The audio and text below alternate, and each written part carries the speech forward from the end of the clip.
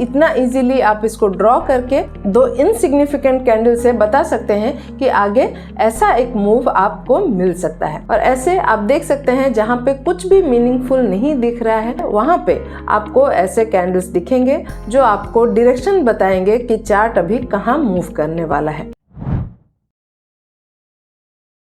Hello everyone, जय जगन्नाथ। आप सबका स्वागत है हमारे लर्निंग सीरीज के एक और वीडियो में। अक्सर ऐसा होता है जब हम चार्ट देख रहे होते हैं, कई जगहों पे कुछ प्रॉपर बुलिश या बेयरिश सिग्नल नहीं दिख रहा होता है, लेकिन उसके बावजूद एक बहुत ही बढ़िया मूव हमें आगे देखने को मिलता है। ऐसे में आपको फील हो रहा होगा यहाँ पे तो कुछ डिसाइसिव कैंडल्स दिख नहीं रहे थे, ऐसा क्या हो गया जो यहाँ पे ये मूव्स हमें दिख रहे हैं।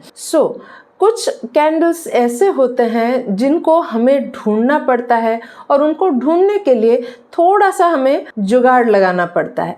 आज हम लोग बात करेंगे इन्हीं हिडन कैंडल्स के बारे में जो हमें एक बहुत ही बढ़िया मूव को कैप्चर करने में आगे हेल्प कर सकता है। आज हम बात करेंगे कैंडल मर्जिंग के बारे में, और इस कैंडल मर्जिंग के टेक्निक से हम देखेंगे कैसे चार्ट में हिडन पैटर्न्स बनते हैं, और उन हिडन पैटर्न्स में अगर कुछ बुलिश या बेयरिश सिग्नल हमें दिखते हैं तो उस केस में हमें एक बहुत ही बढ़िया मूव कैप्चर करने का एक मौका मिल सकता है।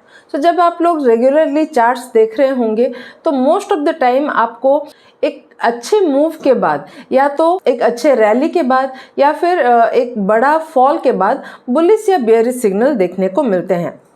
और मोस्ट ऑफ द टाइम ये जो सिग्नल्स होते हैं वो क्लियर होते हैं।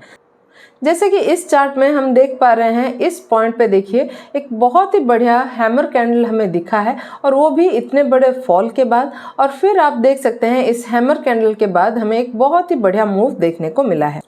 सिमिलरली इस चार्ट में आप देखिए यहाँ पे एक फॉल हमें दिख रहा था, और फिर इस पॉइंट पे एक बहुत ही बढ़िया हमें बुलिश सिग्नल मिला है। देखिए ये एक बुलिश एनगल्फिंग कैंडल बना है और उसके बाद ये मूव हमें कैप्चर हुआ है। वैसे ही बेयरिश पैटर्न में अगर ऐसा कुछ ग्रेवस्टोन डोजी बनता है या फिर ऐसा एक शूटिंग स्टार का कैंडल बनता है तो हम बोल सकते हैं कि चार्ट आगे नीचे जाने वाला है, जैसा कि इन चार्ट्स में हमें दिख रहा है।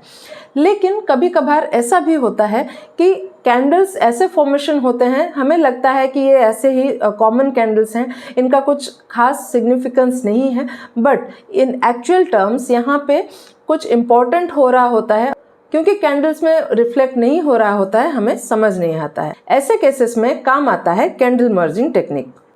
जैसे कि यहाँ पे हम देख सकते हैं इन दो कैंडल में से हम पहले कैंडल के ओपन को लेंगे और दूसरे कैंडल के क्लोज को कंसिडर करेंगे, और फिर जब हम इनको मर्ज करेंगे तो ऐसा कुछ कैंडल हमारे लिए बनेगा। और हाई लो के लिए हम दोनों कैंडल्स के हाईएस्ट और लोएस्ट पॉइंट को कंसिडर करेंगे, और अभी जो ये फॉर्मेशन हो रहा है इसको हम बोलेंगे मर्ज कैंडल।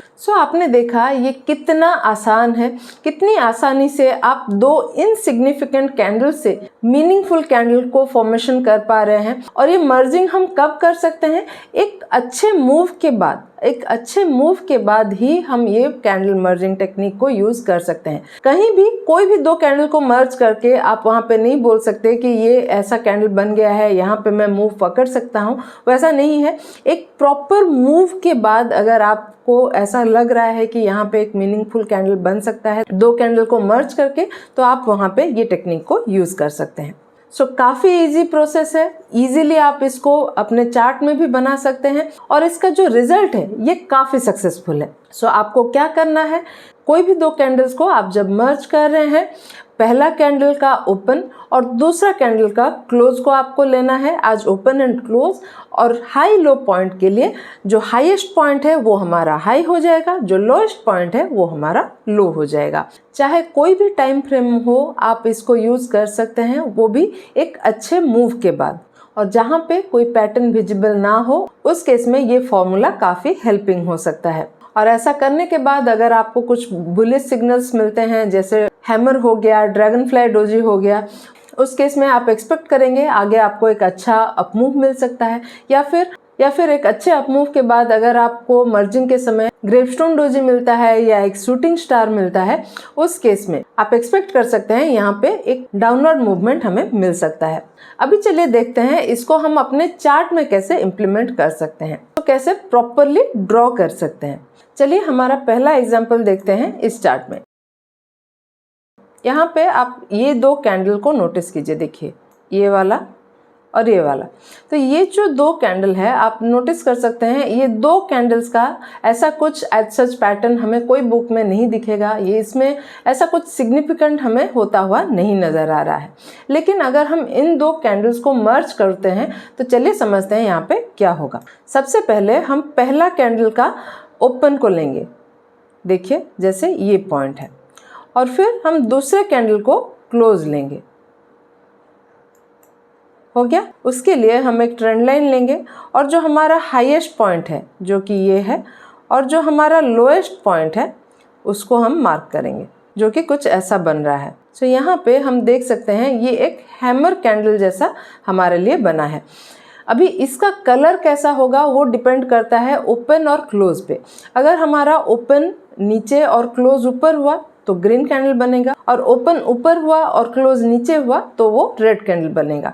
रेगुलरली जैसा आप बेसिक कैंडल में देखते हैं ओपन क्लोज, ये वैसा ही है। सो यहाँ पे हमने देखा इन दो कैंडल में से हमें ऐसा एक हैमर कैंडल बनता हुआ नज़र आ रहा है, और ये हैमर कैंडल के बाद आप अगर देखें इस चार्ट में एक बहुत ही बढ़िया अप मूव हमें देखने को मिला है। सो आपने देखा कितना इजी है, इतना इजीली आप इसको ड्रॉ करके दो इनसिग्निफिकेंट कैंडल से बता सकते हैं कि आगे ऐसा एक मूव आपको मिल सकता है। चलिए एक और एग्जांपल देखते हैं। यहाँ पे हम इन दो कैंडल्स को देखेंगे, ये वाला और ये वाला।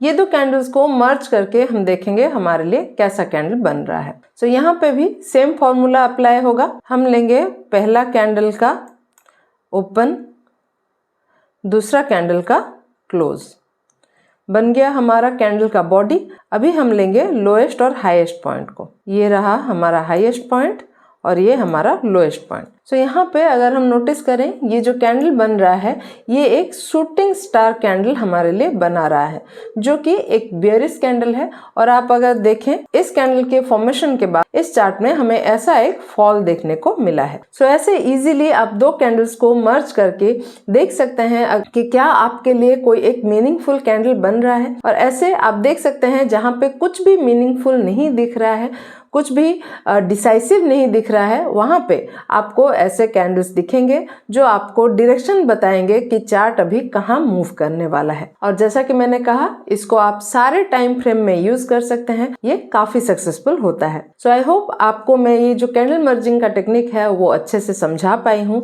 मैं सजेस्ट करूंगी आप और भी चार्ट में इसको अप्लाई करें, इसको बार बार प्रैक्टिस करें, उससे आप इजीली ये जो कैंडल्स हैं इनको फाइंड कर सकते हैं जब आप अपने चार्ट्स को एनालाइज कर रहे हैं। इस वीडियो से अगर आपको थोड़ा सा भी वैल्यू मिला है तो प्लीज इस वीडियो को लाइक कीजिए, और आपका व्यू आप हमें कमेंट में लिख के बता सकते हैं। और ऐसे ही इंफॉर्मेटिव वीडियोस के लिए हमारे चैनल को सब्सक्राइब कीजिए।